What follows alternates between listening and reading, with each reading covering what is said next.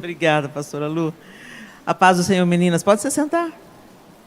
Que bênção estar aqui com vocês nesse reinício do projeto de submissão para esse semestre. Eu tenho certeza que Deus vai fazer grandes coisas, vai falar com vocês como Ele já tem falado ao longo dos anos. E é tão lindo esse nome, né? Projeto de submissão. E às vezes as pessoas no mundo de hoje, elas distorcem tantos significados. A gente tem compreendido que primeiro se muda a palavra, se muda o conceito e depois se transforma uma mentalidade. Então muda uma palavra, depois vira uma nova narrativa e depois vira um conceito. Então, por exemplo, a submissão, quando a gente fala hoje no mundo sobre submissão, as pessoas já ficam todas arrepiadas, e não só no mundo, mas na igreja também. Que história é essa de submissão? Foi o tempo de submissão. E por quê? Porque no conceito dessas pessoas, submissão é um lugar de subserviência, é um lugar de ser abusado, é um lugar de ser esmagado, né? E, na verdade, a submissão bíblica nada tem a ver com isso. A submissão nada mais é do que respeitar. Respeitar. E não é uma peculiaridade da mulher. Não é uma coisa só para a mulher, é uma mulher para a cristandade. Uma vez que a palavra de Deus diz assim, muito claramente, lá no livro de Efésios, na carta aos Efésios, o apóstolo Paulo fala: enchei-vos do Espírito, falando entre vocês com salmos, hinos e cânticos espirituais, cantando e salmodiando a Deus no vosso coração, dando sempre graças por tudo ao nosso Senhor Jesus Cristo, a Deus Pai, em nome de nosso Senhor Jesus Cristo, sujeitando-vos uns aos outros no temor do Senhor. Então, uma coisa da cristandade, sujeitar um ao outro, respeitar um ao outro, entender que o outro é também amado por Deus, como eu sou amada por Deus, e que ele tem algo que ele pode me ensinar. Nós não somos superiores uns aos outros.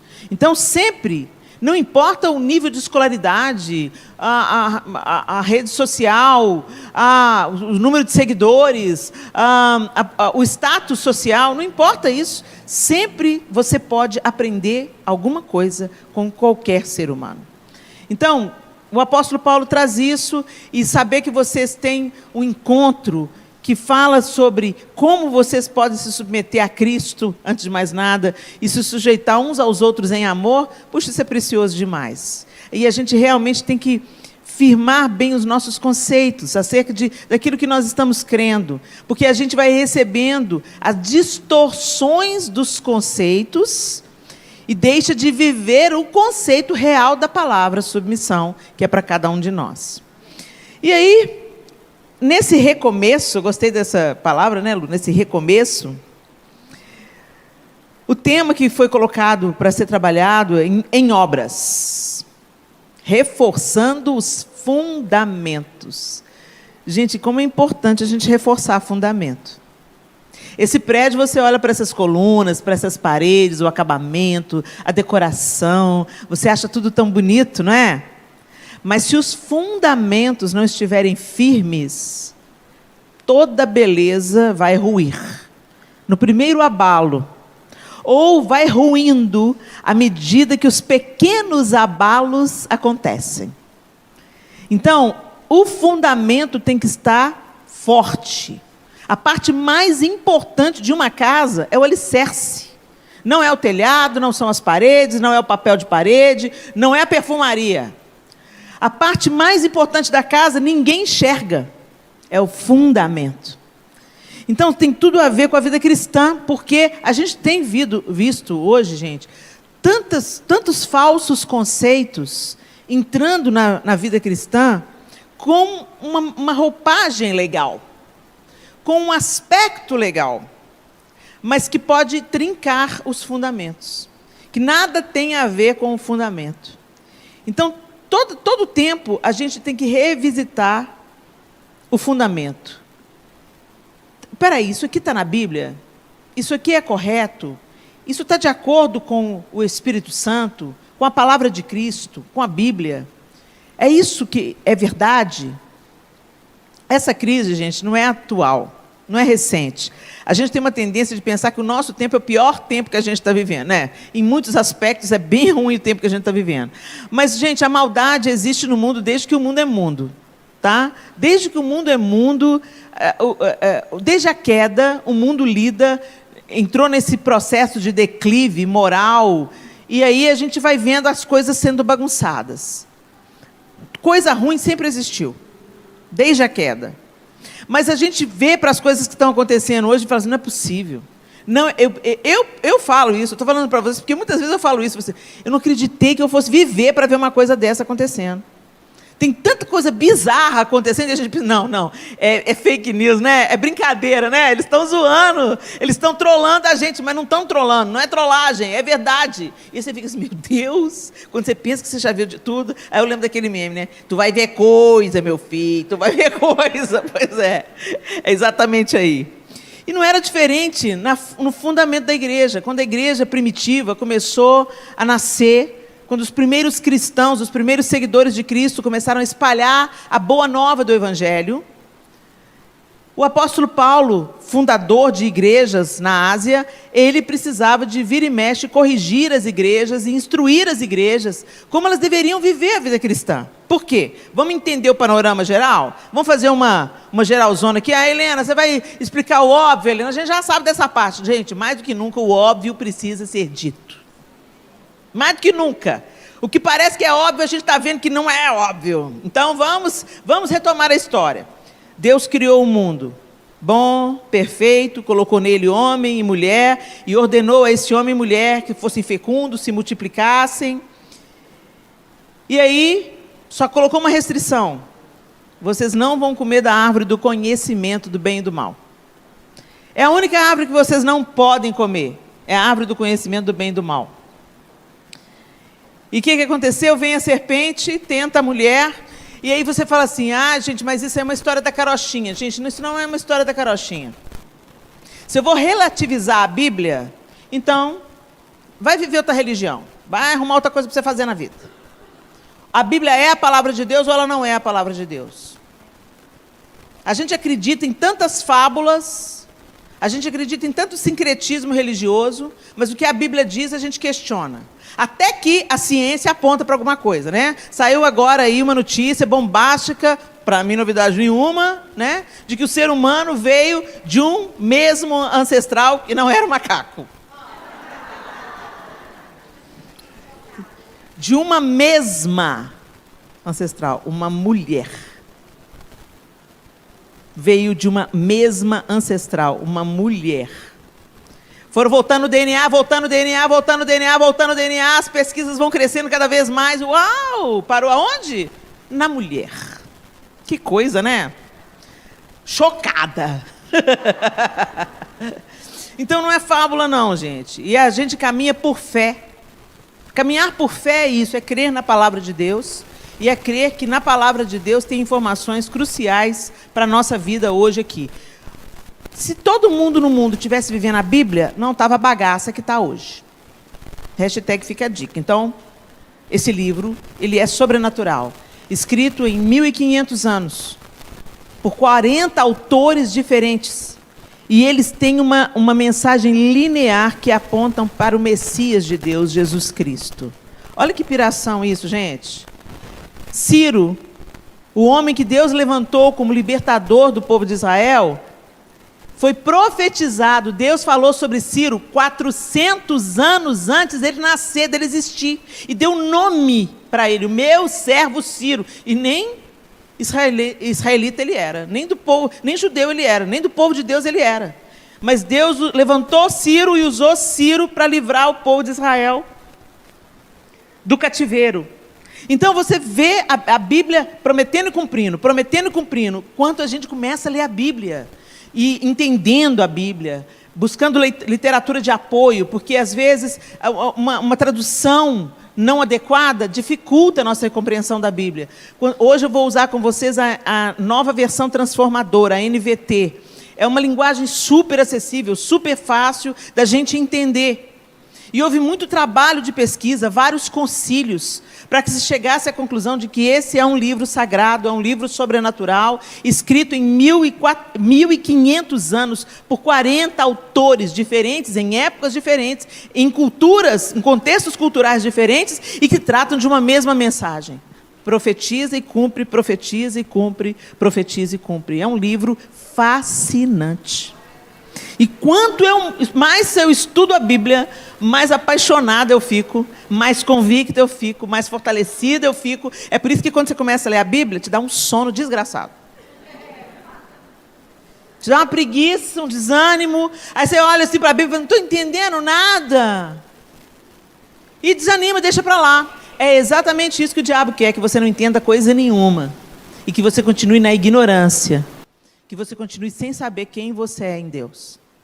Então é muito importante nós nos munirmos de boa literatura. Por exemplo, tem um livro que eu indico sempre no meu YouTube, no meu Instagram. Não ganho merchan para isso, tá, gente? É porque é um livro que impactou a minha leitura bíblica, que é o Redescobrindo Sua Bíblia. E ele dá o resumo de cada livro da Bíblia, explicando em que contexto que foi escrito, por quem foi escrito, qual o propósito do livro, quais as palavras-chave do livro, de que estava tratando o livro, o que estava acontecendo historicamente naquele tempo. Então é fascinante, eu recomendo para vocês, o Redescobrindo Sua Bíblia vai facilitar a sua leitura bíblica. Então vamos lá, Deus criou o mundo, o mal entra no mundo, pela desobediência do homem e da mulher. Eles então vivem a condenação. Dentro da primeira família acontece o primeiro homicídio. Um irmão mata o outro irmão. Ô, gente, vocês acham que é à toa essas brigas de família que a gente tem? Né? Não, gente, já acontece lá desde o Éden. Né? E a inveja começa com os próximos. Né? Começa com quem está perto de você. E não foi só com Caim e Abel que rolou, não. Rolou com os irmãos de Davi, rolou com os irmãos de José, e está rolando aí até hoje, né? Lá na sua casa também. Então, mas Deus é aquele que quer restaurar todas as coisas, amém? Aí, Deus vem, e aí a multiplicação da iniquidade vem, o pecado prospera, e os homens se tornam cada vez mais violentos, mais violentos, mais violentos. Deus fala, vou reiniciar, vou achar um justo na terra. Noé constrói uma arca, fez a arca, põe todo mundo para dentro da arca, acaba com tudo. Acaba com tudo e reinicia com a família de Noé. Gente, para que Deus fez isso? É para evidenciar para a gente que nós não somos capazes de salvar a nós mesmos.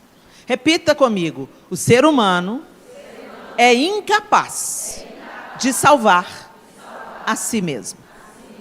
Nós não podemos salvar a nós mesmos.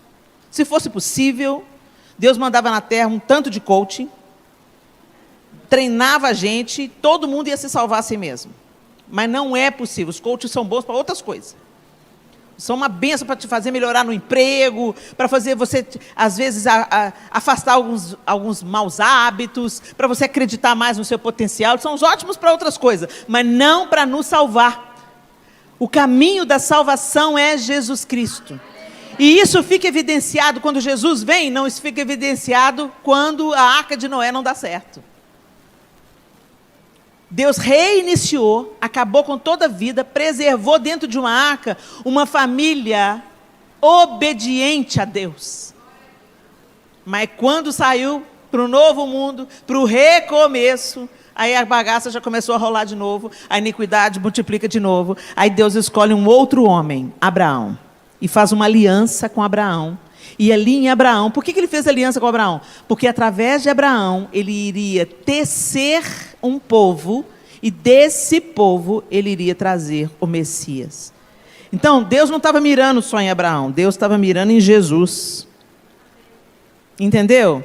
Levanta Abraão, chama Abraão, e já de cara vai falando com Abraão.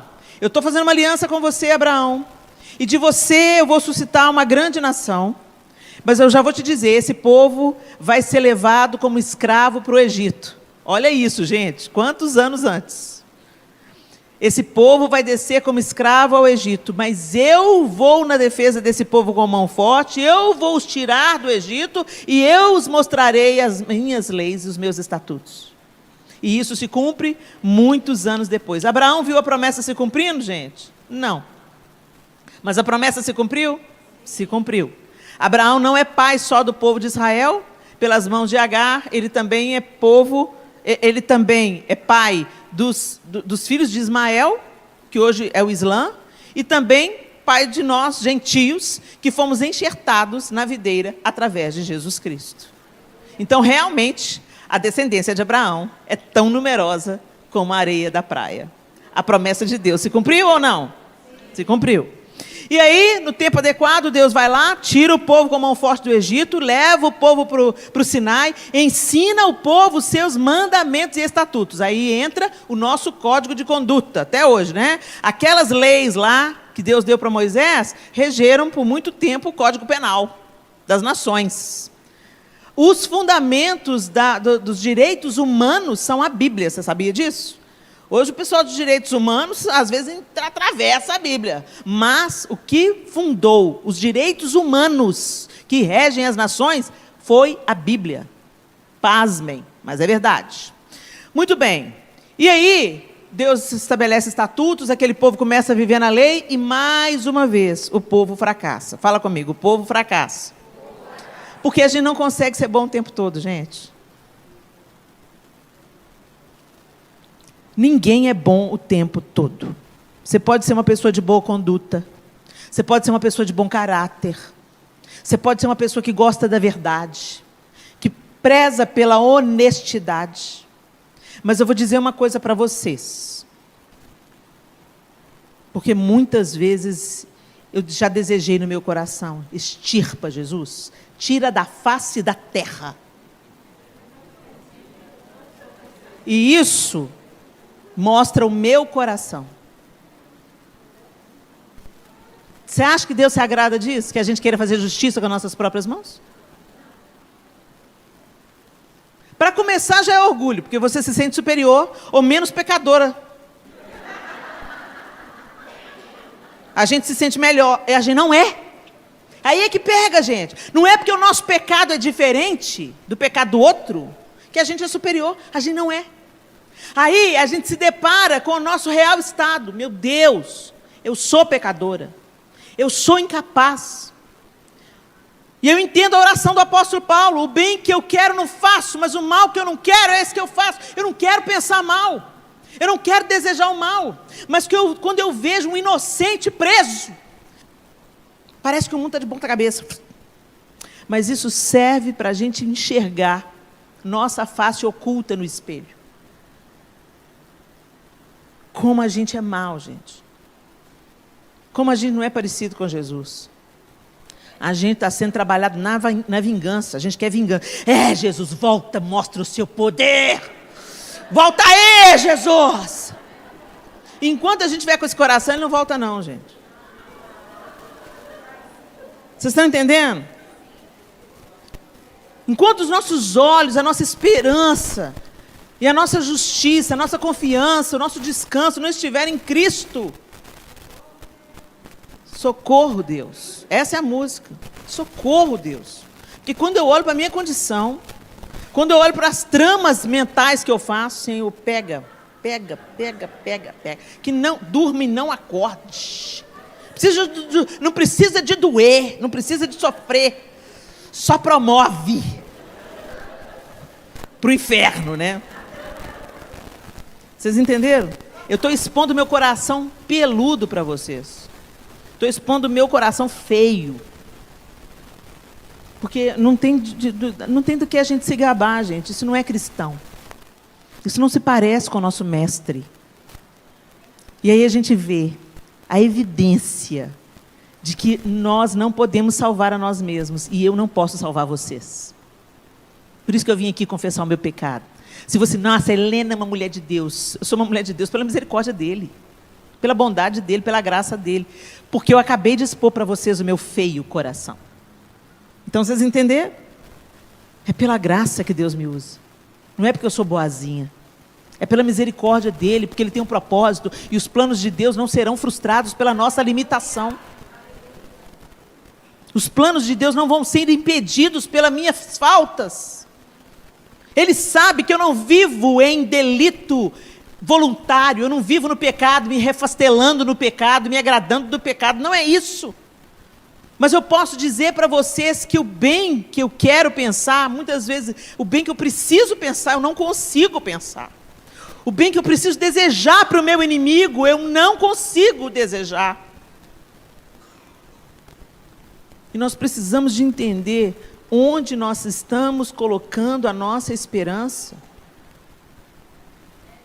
Onde está o fundamento da sua fé? Porque se você está colocando a sua esperança no seu líder, no seu pastor, no cantor gospel, no grande homem de Deus, no papa, no padre, você vai naufragar. Porque a gente é gente, todo mundo do mesmo farinha do mesmo saco. Nós somos tudo farinha do mesmo saco. A gente é tudo ser humano. Embora a gente tenha que ouvir os nossos líderes, acatar os nossos líderes, respeitar aos nossos líderes, a gente tem que entender que eles não são Deus. Respeito, acatar o conselho, aprender mas a adoração, dependência, é de Deus. E é isso que o apóstolo Paulo ensina nas suas cartas. Eu queria que você abrisse a sua Bíblia comigo em Efésios capítulo 2.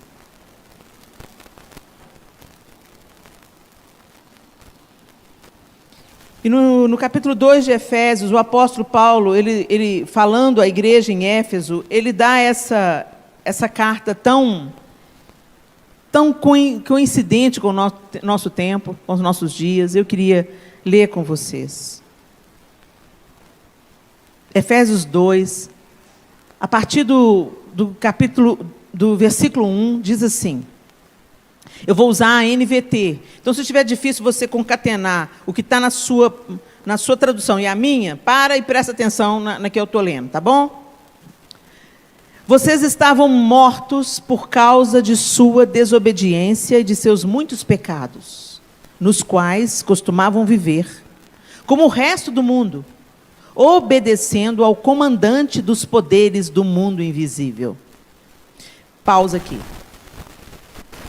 Você lembra quando você não ia em igreja nenhuma, não lia a Bíblia, estava vivendo a sua vida?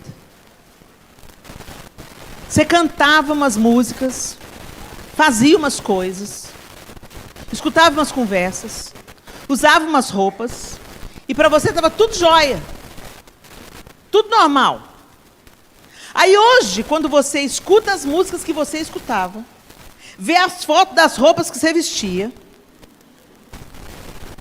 lembra das conversas que você tinha, reassiste um filme que você amava naquele tempo, que você agora via, você fala, meu Deus do céu, não acredito que eu via isso, não acredito que eu vestia isso, meu Deus, como é que eu não via? Quem já teve essa experiência aqui? Deixa eu ver. Então você vai entender plenamente o que eu estou falando. Literalmente é isso. Você estava morto no seu delito e no seu pecado. Morto não vê, morto não sabe. Vocês estavam mortos por causa da sua desobediência e dos seus muitos pecados. Então você não sabia. Então hoje, quando você vê uma pessoa, às vezes você vê uma menina com uma roupa muito sensual, com apelo, com palavrão na boca, com gestos obscenos, e vai para a cama com um, vai para a cama com outro. Não é possível que ela não vê que ela está se destruindo. Não vê mesmo. Ela não vê. Porque morto não vê. Então a gente tem que ter essa compreensão que o apóstolo Paulo já... Vocês estavam mortos por causa da sua desobediência, de seus muitos pecados, nos quais costumavam viver. Estava tudo normal, era o seu modo de vida. Como o resto do mundo, obedecendo ao comandante dos poderes do mundo invisível. Quem é o comandante dos poderes do mundo invisível? Vocês sabem, Satanás. Ele é o espírito que opera no coração dos que se recusam a obedecer. Gente, não tem em cima do muro. Ou nós vivemos a vida de Cristo, ou nós vivemos a proposta de Satanás. Não tem em cima do muro. As pessoas podem estar ignorantes disso, mas não tem em cima do muro. E ele continua, todos nós, aí ele se inclui, eu também era assim. Vocês lembram do apóstolo Paulo? O problema dele não era o pecado da prostituição, o problema dele era o pecado do zelo. Eu vou matar tudo que se levanta contra o Deus que eu conheço. Esse Jesus aí está causando uma desordem, eu quero matar Jesus.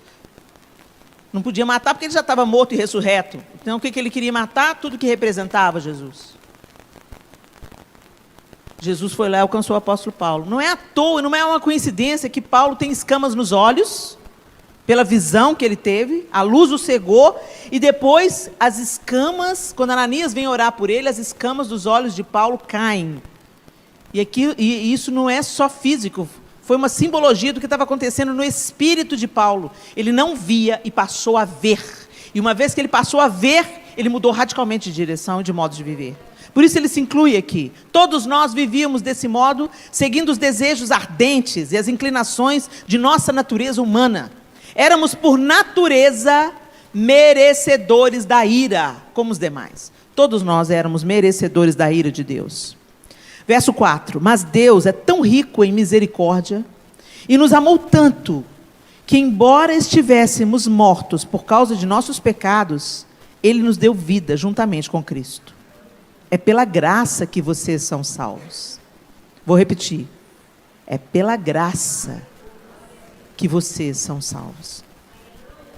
Pois Ele nos ressuscitou com Cristo e nos fez sentar com Ele nos domínios celestiais, porque agora estamos em Cristo Jesus. Portanto, nas eras futuras, Deus poderá apontar-nos como exemplos da riqueza insuperável de sua graça, revelada na bondade que Ele demonstrou por nós em Cristo Jesus. Vocês são salvos pela graça, por meio da fé.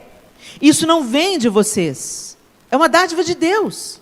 Não é uma recompensa pela prática de boas obras, para que ninguém venha a se orgulhar, pois somos obra-prima de Deus, criados em Cristo Jesus, a fim de realizar as boas obras que Ele de antemão planejou para nós. Então entenda, você foi salvo porque você é bonzinho? Você continua salvo porque você pratica a obra de caridade? Alguma coisa que você faça pode te salvar? Você é salvo pela dádiva de Deus. Deus quis te amar. Deus abriu a porta para todos. Não por aquilo que a gente faz, para que ninguém se orgulhe. Aí a gente lembra de quem? Dos fariseus. Vocês lembram dos fariseus?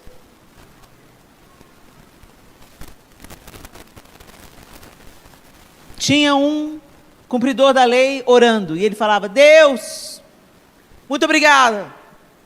Muito obrigado porque eu não sou como esses. Eu dou o dízimo. Eu jejuo. E eu oro. Enquanto isso, o pecador estava lá, na mesma oração. Oh Deus, ser propício a mim, pecador, porque eu não tenho dignidade para nada. E Jesus pergunta para os seus discípulos: quem que vocês acham que foi justificado? O cara que já achava que era bom? Ou aquele que tinha consciência dos seus muitos pecados e estava suplicando pela misericórdia de Deus? O que ocorre? Quando a gente vem para a igreja, a gente tem uma experiência com Cristo, vem para a igreja, não sei como é que foi a sua. Aí Deus transforma a sua vida. Você não veste mais daquele jeito, você não conversa mais aquelas coisas, você não sente mais vontade de fazer certas coisas que você fazia. Você se lembra de como você era e fala assim: uau, não sou mais aquela pessoa, eu nasci de novo, minha vida mudou. Glória a Deus, mas ao invés de nós darmos glória a Deus realmente por isso, a gente começa a se gabar disso. E a gente começa a achar que a gente é melhor do que os outros, ou mais limpinho do que os outros, porque a gente é evangélico. Deixa eu te falar, você não é melhor do que ninguém porque você é evangélico. Você deveria ser mais misericordioso, mais consciente da sua limitação. Porque você conhece a palavra de Deus. E quanto mais a gente conhece Jesus, mais a gente fica: Jesus, como é que o Senhor pode me amar, Jesus? Sou carne de pescoço, Jesus. E o Senhor continua me amando. Que amor é esse? E nessa troca, nessa paixão, a gente quer viver as boas obras. Não porque elas vão nos justificar, mas porque não tem outro jeito de viver. Eu fui alcançada pela misericórdia de Deus, então eu quero ser misericordiosa também. Eu fui alcançada pelo amor de Deus, então eu quero amar o meu próximo também. Essa deveria ser a nossa motivação, porque Deus me amou, eu também quero amar o meu próximo. Porque Deus me perdoa todos os dias, eu também quero perdoar o meu próximo. Porque Deus tem paciência comigo, eu também quero ter paciência com o meu próximo. Vocês estão entendendo, gente? É uma resposta natural de quem ama. Eu não fico fazendo as coisas boas para o João, porque eu quero que ele me ame mais. Eu quero fazer as coisas boas para o João, porque eu quero que ele saiba o quanto eu o amo. Mas eu não espero que ele me ame mais por isso. Eu estou segura no amor dele. Eu não estou barganhando o amor dele. Ah, vamos lá. Se eu namorar com o João 3 vezes por semana, ele vai me amar mais. Não inflaciona, não. Se eu der ele 5 beijos de língua por dia, ele vai me amar mais. Não, gente. A gente não pensa assim, não é essa a contabilidade do amor. O amor eu faço porque eu amo. Eu não estou esperando nada em troca. Eu quero me derramar, eu me entrego, eu me rendo, eu me dou, eu me empolgo. Eu estou apaixonada. Mas a gente não leva essa matemática para o relacionamento com Deus. A gente começa a fazer barganha com Deus. Ó, Deus, só tá, aqui, tá dando meu dízimo, hein? Minha oferta está em dia, como é que eu sou generosa, Só tem que me abençoar, hein, Jesus? Você tem que me abençoar. Gente, Deus não nos deve nada. Deus já nos deu tudo. Quando Ele deu Jesus, Ele deu tudo. A obra foi completa. Mas a gente tem uma relação com Deus utilitarista. A gente faz tudo direitinho para Deus segurar a nossa onda. Não é essa a motivação certa, gente. Por isso o apóstolo Paulo está deixando bem claro aqui. Não tem nada que vocês possam fazer para ser salvos. Vocês são salvos pela graça, mediante a fé. O que a gente tem que fazer? Acreditar. Repete comigo, acreditar. Acreditar que Deus existe. Fala comigo, acreditar que Deus existe. Que Ele enviou o seu único filho para me reconectar com Ele. Para que eu viva uma nova vida. Eu não tinha condição, aí não preciso repetir, só me escutar. Eu não tinha condição de me reconectar com Deus sozinha. Pelo meu esforço, pela minha justiça. Porque a gente acerta um pouquinho, daqui a pouco, uma escorregada. Aí a gente vai certinho o dia inteiro. Chega no final, você deseja que o outro caia. Você vai bonitinho com a sua vida assim, de repente, alguém te fala uma coisa atravessada, dá vontade de tacar a mão na cara do outro. Nossa natureza. Agora, à medida que a gente vai andando com Ele, Ele vai nos transformando. Ele vai nos transformar. Quando você era adolescente, você andava com uma amiga. Quem? Quantos? Tinha normalmente é bando, né? Normalmente é um bando. Mas tem uma que você se identificava mais. Uma ou duas. Aí vocês andavam coladas. Daqui a pouco, uma começava a falar igual a outra. A mãe fala, o que é isso, menino? Você já estava reproduzindo as falas da sua melhor amiga. Vocês pegam as mesmas gírias, vocês riem das mesmas coisas. Daqui a pouco vocês estão vestindo as mesmas roupas. Uma empresta a roupa para a outra, aquela trocação de roupa. Que roupa é essa? É da fulana. E a gente, de repente, você olha para as meninas adolescentes, estão tudo andando do mesmo jeito. É mais ou menos isso que Deus quer ter com a gente. Anda com Jesus, que você vai ficar parecida com Ele. Cola nele, que você vai falar igual Ele, vai pensar igual Ele, vai sentir igual Ele. Cola nele. E o apóstolo Paulo deixa isso muito claro aqui. Aí ele fala assim, espera aí, verso 11. Não esqueçam que vocês, gentios, quem é gentio? É quem não era judeu. Quem não nasceu judeu. Quem não nasceu no povo de Deus. Não esqueçam que vocês, gentios, como a igreja que se reunia em Éfeso e como essa igreja aqui hoje. Tem alguém aqui com ascendência judia? Deixa eu ver. Tem alguém aqui que é judeu? Uma. Mais alguém? Não. Então, gentios é quem não nasceu judeu.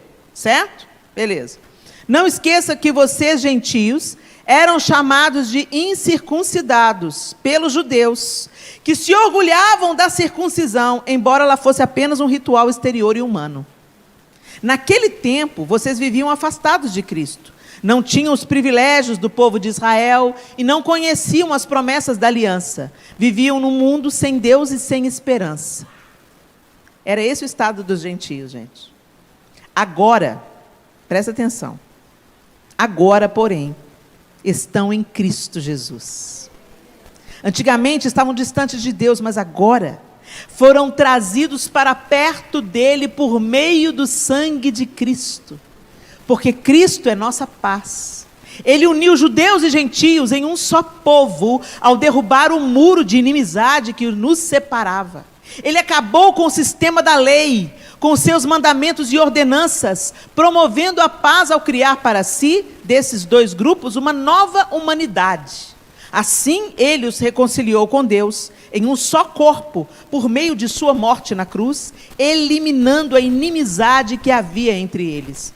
Ele trouxe essas boas novas de paz, tanto a vocês que estavam distantes dele, como aos que estavam perto, aos judeus. Agora, por causa do que Cristo fez, todos temos acesso ao Pai pelo mesmo Espírito. Gente, isso parece tão óbvio quando a gente lê. Quando a gente lê, todo mundo entendeu o texto? Todo mundo entendeu o que Paulo está falando? A linguagem está bem fácil, não está de entender? Mas na prática a gente não entende isso. A boa nova do Evangelho não é sobre frequentar uma comunidade de fé. A boa nova do Evangelho é que eu estava condenada à morte. Eu estava separada de Deus, irremediavelmente. Eu não tinha condições com a minha bondade de me aproximar de Deus. Ele manda o caminho, a verdade e a vida. Por isso que Jesus fala, eu sou o caminho, a verdade. Gente, deixa a criança, olha para cá. Deixa a criança, olha para cá. Eu sou o caminho, a verdade e a vida. Ninguém vai ao Pai a não ser por mim. Quem falou isso? Jesus não falou, eu sou um caminho. Eu sou uma verdade. Eu sou uma opção. Ele falou, eu sou o. Artigo definido. Eu sou o caminho. Eu sou a verdade, eu sou a vida. A culpa que era de vocês, eu tomo para mim. E eu vou ser castigado pela culpa de vocês. Mas eu vou ressuscitar para que vocês também ressuscitem e voltem a viver em comunhão com Deus. É isso. A boa nova é essa. Eu estava condenada à morte e eu recebi a carta de liberdade. Eu recebi a carta de perdão do governador. Eu não merecia nada. Eu era pecadora, pecadora, pecadora e pecadora. Assassina, promíscua, adúltera. Porque se a gente não é na prática, a gente o é no pensamento. Jesus mesmo falou, se você desejar a morte de alguém, você já matou. Se você cobiçar alguém, você já adulterou. Isso mostra a nossa incapacidade, mais uma vez. Mas ele fala, mas eu vim para que vocês tenham vida. E vida plena, vida real, vida em comunhão com Deus. Gente, isso é uma notícia maravilhosa. Eu não merecia nada e ganhei tudo. Eu merecia a morte e ganhei a vida. Então as pessoas não vão para o inferno porque Deus é mau, não, gente. As pessoas vão para o inferno porque elas desprezam a graça de Deus. Elas recebem a carta do perdão e rasgam. E continuam entregues aos seus delitos, aos seus pecados, preferindo os seus próprios prazeres a viver em comunhão com Deus. É uma escolha que o homem faz. É uma escolha. Deus tenha misericórdia de nós.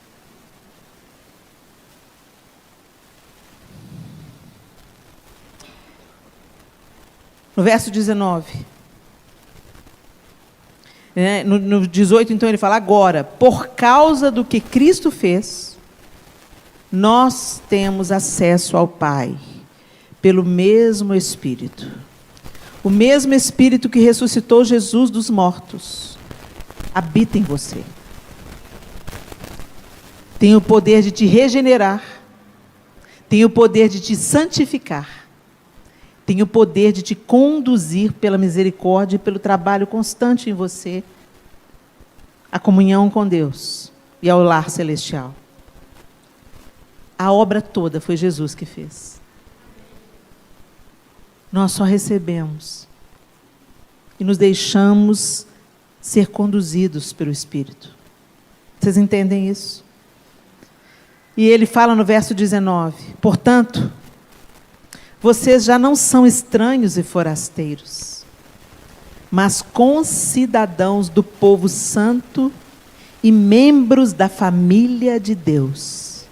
Juntos somos sua casa. Nós somos sua casa. Não é a parede que é a igreja, não é o piso que é a igreja, não é o teto que é a igreja. Nós somos a igreja. Nós somos as pedras vivas, edificados sobre os alicerces dos apóstolos e dos profetas. E a pedra angular é o próprio Cristo Jesus. Ele que dá forma a tudo. Nele tudo começa. Não há outro fundamento, só Cristo. Nele somos firmemente unidos, constituindo um templo santo para o Senhor. Por meio dele, vocês também estão sendo edificados como parte dessa habitação, onde Deus vive por seu Espírito. Presta atenção. Deus não habita em templos feitos por mãos de homens.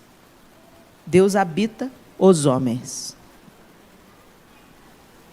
O Espírito Santo de Deus mora em você. E para que ele mora em você? Você pensa que você discerniu Cristo com seu intelecto. Você não discerniu Cristo com seu intelecto. O Espírito Santo te apresentou Jesus. Você foi convencido pelo Espírito da existência de Jesus, do poder de Jesus, da misericórdia de Jesus, da dádiva de Deus em Cristo Jesus. Então, de que a gente tem que se gabar? De nada. Nós não temos nada de que nos gabar. O apóstolo Paulo fala na carta aos Filipenses: se eu tenho que me gloriar em alguma coisa, que eu me glorie em Cristo. Ele é o motivo, ele é a pedra angular. E depois de ter feito tudo, de ter cumprido o sacrifício, e de ter nos apresentado diante de Deus agora, para vivermos diante dele, ele envia o Espírito Santo e ele fala: enquanto eu vou, eu mando para vocês o Consolador, e ele vos ensinará todas as coisas. Então o Espírito Santo está em você para te selar para a salvação no dia final e para te aperfeiçoar, para formar Cristo em você. É isso que o apóstolo Paulo fala na carta aos Gálatas: eu estou gemendo até que o Espírito forge Jesus em vocês. Será que Jesus está sendo formado em nós, minhas lindas? Que é isso que é ser cristão? Cristo vivendo em nós. Por causa da história que a gente não faz nada para ser salvo, tem um tanto de crente negligenciando o próximo. Gente, nós não fomos salvos pelas obras, mas fomos salvos para as boas obras. Uma evidência de que Jesus entrou é que quando o outro está sofrendo, a gente se envolve. Uma evidência de que Jesus tem nos aperfeiçoado é que eu não vou ficar deitado eternamente em berço esplêndido enquanto a minha vizinha está apanhando do marido. Uma evidência de que Jesus entrou na minha vida é que o meu coração fica mais maleável, mais empático, mais misericordioso. Eu procuro entender o outro, eu procuro aceitar o outro, mesmo ele tendo as dificuldades dele. Porque eu fui aceita, imunda. Eu fui aceita, quando eu fui aceita por Jesus, eu não estava limpa não, gente, eu estava imunda. Mas a gente tem o maior preconceito, né? Nossa, Jesus, nossa, misericórdia, olha aquele fulano ali, marca com salvação, que hipocrisia. Marca com a salvação, não, vai lá ser o meu corpo, vai lá ser o meu abraço, vai lá ser a minha misericórdia, vai lá ouvir aquele que está desesperado, vai lá cuidar daquele que não está dando conta de se cuidar, vai pelo menos aprender a ouvir. Não tenta convencer ninguém, gente, a gente não convence ninguém. Essa obra do Espírito Santo, nosso papel não é tentar convencer as pessoas, nosso papel é contar as boas notícias. Você sabia? Você não merecia nada, mas Jesus fez tudo por você. Você sabia que você estava morto e condenado e agora você pode estar livre? Você sabia que Deus te ama tanto, que Ele deu o seu único filho, para que todo aquele que nele crê não pereça, mas tenha vida eterna? E você sabia que essa vida abundante, ela não é só para a eternidade, ela já começa aqui, agora, de um jeito novo de viver, um novo e vivo caminho. É empolgante, é fascinante, é maravilhoso. A vida toma propósito, porque a gente não vive mais para o próprio umbigo. Isso é cristianismo, gente. Não é ser frequentador de igreja e julgador dos outros. A gente não consegue combater nem o nosso pecado. Você está preocupado com o pecado do outro, por quê? O meu já me toma tanto tempo, tanta energia. Senhor, me ajuda, Jesus. Põe as duas mãos em mim, Jesus. Mas a gente fica preocupado, a gente pensa que cristianismo é estar ocupado dos os fiscais do pecado. Isso é pecado, isso é pecado, isso é pecado. Apontar o pecado também é pecado. Os fofoqueiros de plantão, os fofoqueiros gospel. Gasta toda essa sua energia para combater o seu próprio pecado. Ô Senhor, eu estou muito invejosa. É, gente, porque a gente, né? A gente pensa que pecado é só o que aparece, né? A irmã entra com uma mini saia e todo mundo fica indignado. Mas as línguas estão tudo compridas. Quando o Espírito Santo fizer a obra na vida da irmã, mesmo querendo vestir aquela saia, ela não vai conseguir vestir a saia. Mas enquanto o Espírito Santo não fizer a obra, não é você que vai fazer, linda. Então cuide da sua vida, cuide do comprimento da sua saia. Você pode ensinar, você pode instruir, você pode dizer que o código de vestimenta, ele pode abrir portas e fechar portas. Você pode ensinar que roupa é comunicação, e que às vezes algumas portas vão se fechar para você, porque você está comunicando uma imagem destoante daquela que você realmente quer comunicar. Ou de repente você vai atrair uma pessoa para te consumir, e não para te amar e te respeitar como você merece ser amada e respeitada. Enfim, né? Agora, para com esse discurso hipócrita, porque fica falando da saia curta da irmã, mas a língua não cabe dentro da boca. Isso é hipócrita.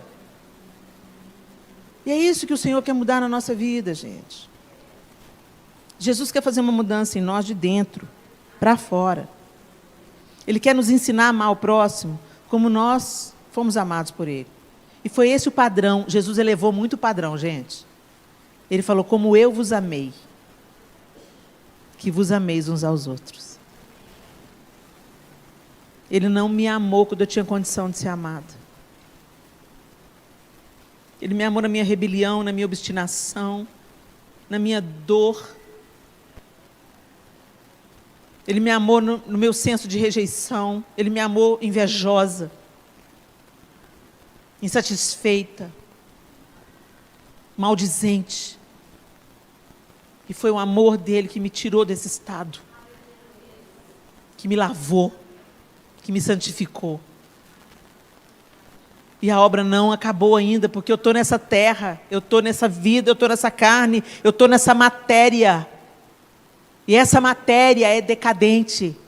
Por isso que nós vamos ganhar um corpo glorificado. Mas todos os dias a carne milita contra o espírito e o espírito contra a carne. Então a gente tem que dar comida para o nosso espírito. Vocês entendem? Por isso que a gente tem que estudar as escrituras sagradas. A gente tem que ter tempo de oração.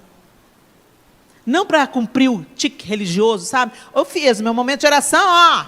Como é que eu estou boa? Eu leio a Bíblia 3 vezes por ano. Guarda a sua vaidade para você mesma.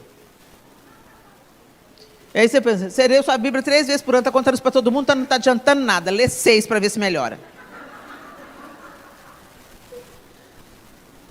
E é isso, gente.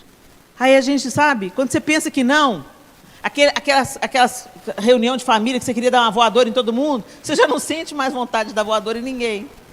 Ou você fala assim, ô, gente, esse povo está estressado. Aí você pensa assim, eu melhorei. Jesus te melhorou. Anda com Ele. Cola nele. Chega junto. Então eu queria que você revisitasse esses fundamentos. Vocês vão falar sobre isso o semestre todo, né, Lu? Vocês vão falar sobre isso o semestre todo, então tem muitas coisas aí para vocês destrincharem. Mas eu queria que começasse pelo começo. Você sabe que nós não somos merecedores, porque mesmo tentando fazer o bem, a gente também faz o mal em pensamentos. E às vezes até em atitudes. Mesmo nos esforçando, tem uma situação ou outra que a gente esbarra nela e que mostra que nós não somos capazes de salvar a nós mesmos. Por isso Deus enviou o seu Filho, Jesus Cristo, que morreu a nossa morte, foi moído pelas nossas transgressões. E é por isso que somos aceitos por Deus. Eu tenho uma boa notícia para te dar. Você é aceita por Deus. Ele te ama. Do jeito que você está agora. Ele te ama exatamente como você está. Mas Ele te ama tanto, que se você deixar, Ele vai te transformar. Para o seu próprio bem. Porque você viver uma vida de santidade, de abnegação, de entrega, uma vida leve, uma vida amorosa, não vai tornar Deus mais santo e mais poderoso. Ele é. Mas você certamente vai colher os frutos de viver uma vida com um propósito maior, que é o propósito de Deus. Vai te tirar de tanta encrenca, gente. Vai evitar tanta dor desnecessária, tanto desespero.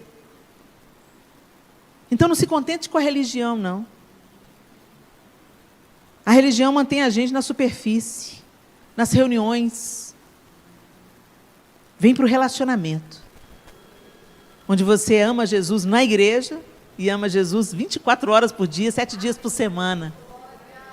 Onde você é parte da igreja, não apenas quando a igreja se reúne debaixo de um teto, mas você é a igreja quando você vai no banco, quando você trata, como você trata os seus funcionários, como você trata os seus patrões, como você é pontual, como você não mente, como você é honesto nos seus negócios, como você lida com dinheiro com lisura, com honestidade, quando você não ofende as pessoas, quando você dá o benefício da dúvida. Em todo o tempo você é o corpo de Cristo. E derrama a presença de Cristo por onde você for. Feche seus olhos. Eu queria que você fizesse aí de olhos fechados. Eu peço para fechar os olhos, não é uma coisa mística, não. É para você não se distrair com outras coisas.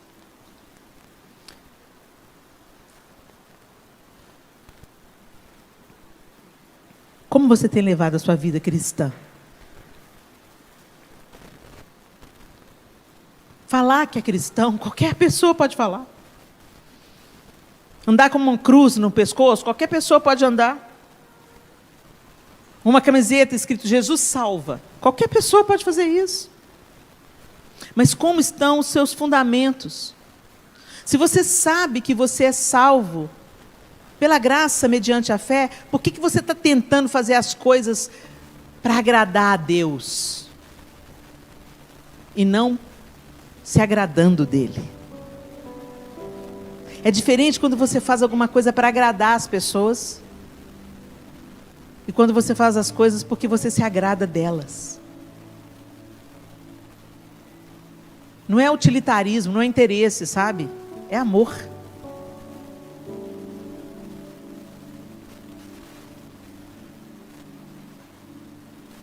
Às vezes a gente entra e sai na igreja, entra e sai na igreja, entra e sai durante anos e continuamos mesquinhos, egoístas, rancorosos.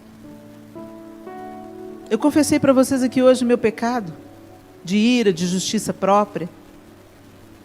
E tem tanto ainda para eu caminhar, gente.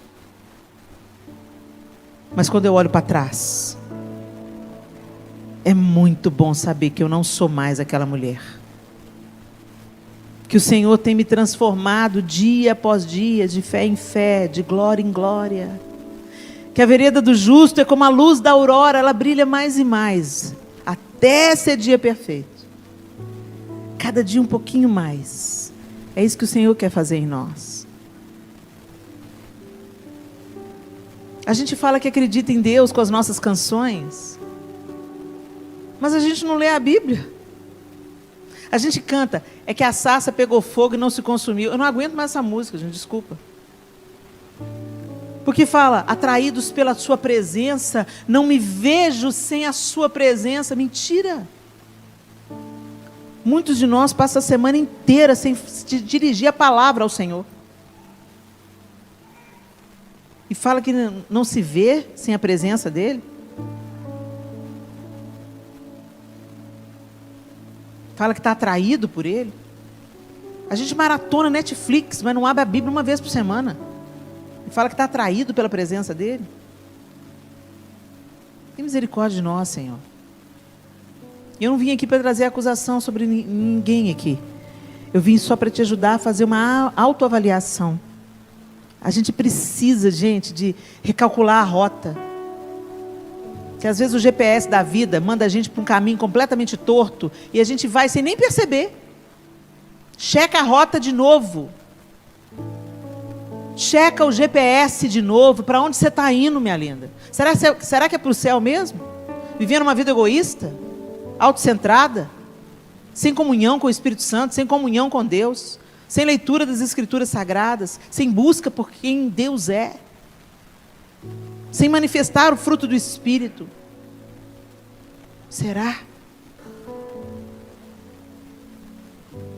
E se olhando esse GPS você descobrir que está distante, recalcula a rota e volta. E volta. Volta ao primeiro amor. Eu gosto dessa palavra, volta ao primeiro amor. Porque o primeiro amor, um amor fresco, ele é interessado. Eu me lembro quando eu comecei a namorar, que eu tinha que falar com o João pelo menos 2 vezes por dia no telefone. Não tinha celular, não tinha mensagem, era telefone fixo. O primeiro amor busca o outro. O primeiro amor se interessa. O primeiro amor quer conhecer mais. O primeiro amor quer passar tempo juntos. Queremos voltar ao primeiro amor, Jesus. Queremos voltar ao primeiro amor, Senhor. Queremos voltar ao primeiro amor. Tenha um tempo de oração. Fale com o Senhor o que você precisa falar. Me perdoa, Senhor, porque eu me desviei. Me perdoa porque eu me distraí. Me perdoa porque eu me distanciei da rota. Me perdoa porque eu acho que cumprir com os meus deveres vai me tornar aceito pelo Senhor. Me perdoa por voltar à lei, à prática da lei. Eu estou confiando nos meus atos externos de justiça, enquanto meu coração está tão distante de Ti. Me perdoa, Senhor. Senhor, nós estamos na Tua presença, Deus. Nós estamos no Teu altar, Senhor. Porque publicamente nós queremos demonstrar ao céu e ao inferno que nós queremos viver o Teu caminho, o Teu propósito, a Tua vontade. É por isso que nós viemos aqui à frente nesse altar, Senhor, para renovar com o Senhor a nossa aliança de amor, de obediência, não movidos pela religiosidade, pelas aparências, pela hipocrisia, pelos frutos externos de justiça, de bondade, mas necessitamos que o Senhor faça uma obra no nosso coração e na nossa mente, de genuína conversão, de entrega, de rendição, de dependência total da Tua graça, do Teu favor, da Tua dádiva. Nós queremos nos render no Teu altar nessa noite e dizer: trabalhe em nós, Espírito Santo, até que Cristo seja formado em cada um de nós. Que os gestos, as palavras, os pensamentos, os sentimentos que há em nós manifestem Cristo. Afasta de nós a hipocrisia, Senhor. Afasta de nós a preguiça. Afasta de nós, Senhor, a aparência de justiça. Nós não queremos parecer crentes, nós queremos ser crentes. Nós não queremos parecer cristãos ou termos o rótulo de cristãos. Queremos ser genuinamente imitadores de Cristo. que o Senhor faça essa obra em nós, pela tua misericórdia e graça, porque publicamente nós oramos e confiamos, agradecidos, em nome de Jesus. Amém e amém. Aleluia. Glória a Deus. Glória a Deus. Dá um abraço aí nessa sua companheira de altar. Uma honra estar com vocês, gente. Que as sementes que foram plantadas no coração de vocês floresçam abundantemente, em nome de Jesus. Amém?